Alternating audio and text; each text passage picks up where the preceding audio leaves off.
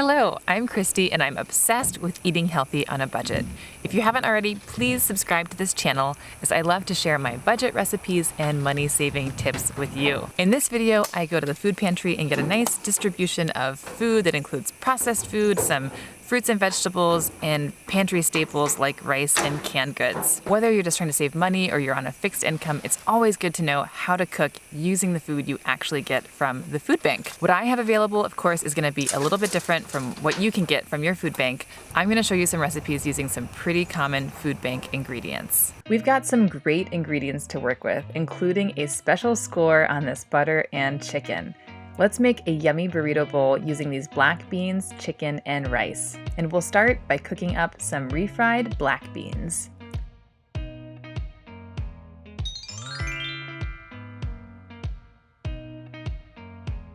If you saw my first video, I'm Christy and I'm going to share my shopping list and recipes with you. You'll already know how to make black beans using dried beans. That's my preference, but it's always good to know how to cook with dry or canned beans. I'll link to that video here if you want to revisit it. To season the black beans, I will use this onion from the food bank and some garlic that I already have available. I cut the ends and peel off the outer layer of the onion. Thank you for reminding me in the comments below that these scraps can be used for later use in cooking broth. I'm going to use half an onion and chop it. Maybe it's not standard, but I like to cut my onion like this, where I gently squeeze and cut thin slices, and then I can keep it together to easily cut a fine dice. I'm sure there's a million ways to cut an onion, and this is just how I like to do it. With our onion chopped, it's time for the garlic. Go ahead and separate as many cloves as you like. I am using 4. I press on them to pop them out of their paper shells, and then I chop them finely. When chopping garlic, use just the very tip of your finger to barely push the garlic towards the knife edge. This is very safe because you're not actually exposing your finger to the knife at all. And if you make a mistake, you're likely protected by your fingernail. The onion and garlic are finely chopped and we are ready for some heat. I heat my frying pan over medium heat. I typically use coconut oil for making black beans, but because I have homemade chicken stock available, the chicken fat has risen to the top. So I'll scoop out the chicken fat and use that for my beans.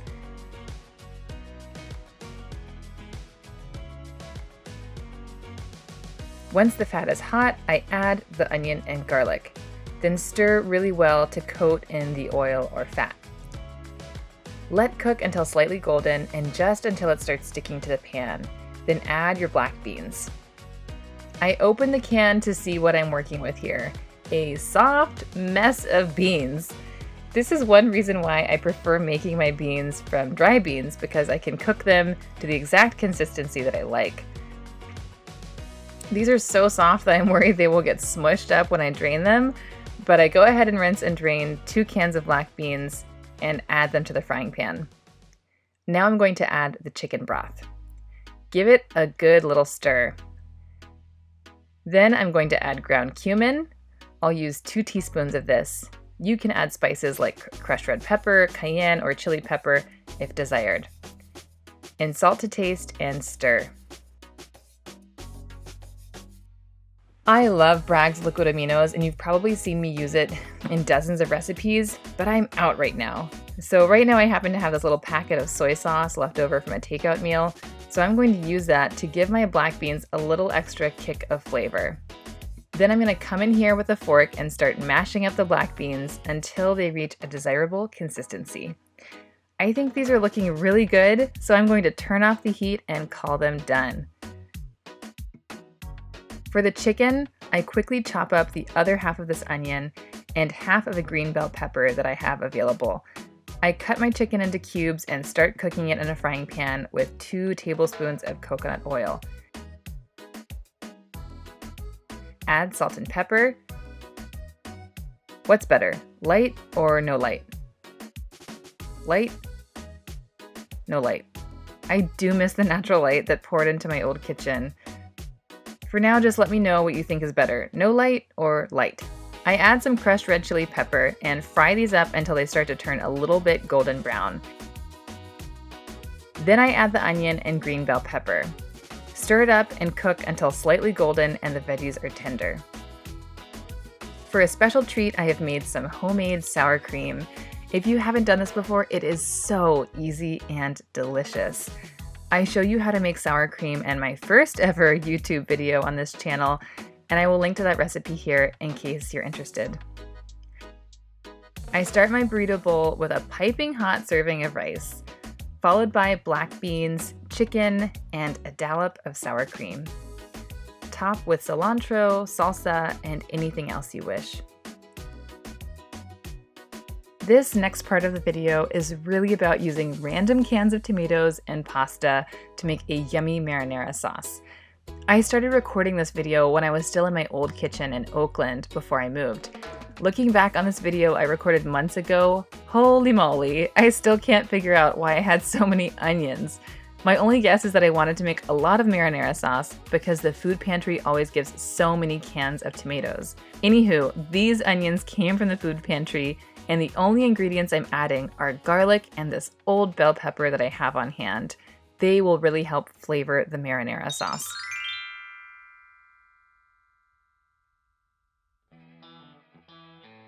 I chop my way through these onions until they are diced up pretty small.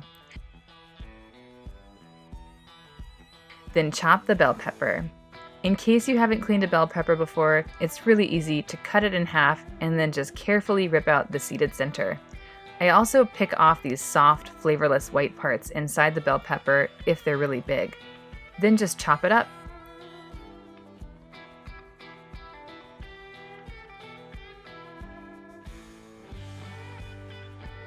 Finally, take several cloves of garlic. Press firmly on the garlic to release it from its papery shell and chop it up really well.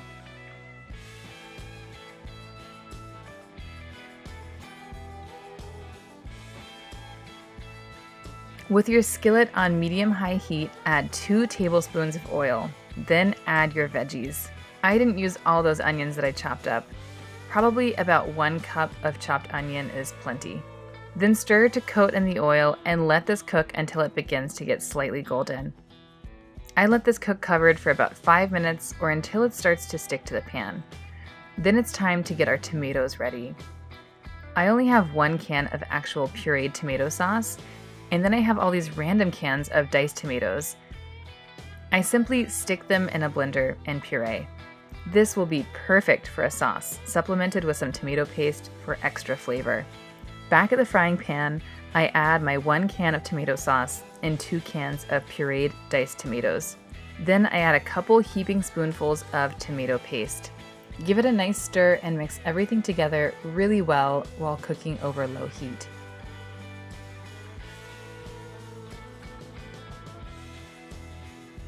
Then add salt, fresh cracked pepper, and Italian seasoning. Stir, test taste, and add more spices as needed. Crushed red chili is also a good addition. Simply stir and cook over low heat until the flavors are well blended. And then you've made yourself a delicious marinara sauce out of a couple random cans of tomato products. Cook your pasta according to the instructions, drizzle with olive oil if desired, smother with your delicious hot marinara sauce, and top with shredded Italian cheeses if desired.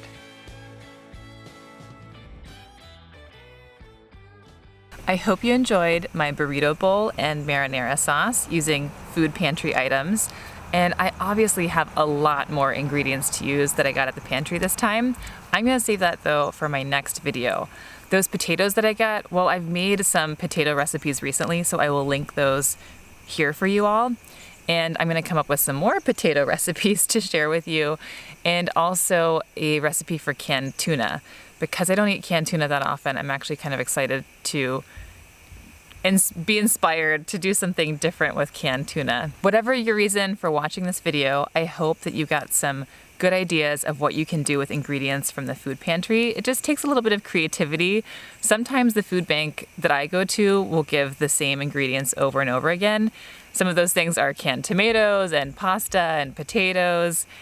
and beans, lots of canned beans. So that's why I try to pick recipes that uses those ingredients in case you get something similar at the food bank that you go to. But of course, I think seasonally and geographically, food banks are a little bit different. Here in California, some food banks actually give really great produce. So you might luck out and make a salad or something with a lot of vegetables with your food pantry distribution. But even if you're just getting a lot of canned goods and staple foods, I think you can still make some good recipes with those items. Please feel free to share any ideas you have down below. There are so many different things that you can make with pantry items and food staples that you get from the food bank. And of course, I'm always happy to hear the ideas that you have. Oh, there's a helicopter.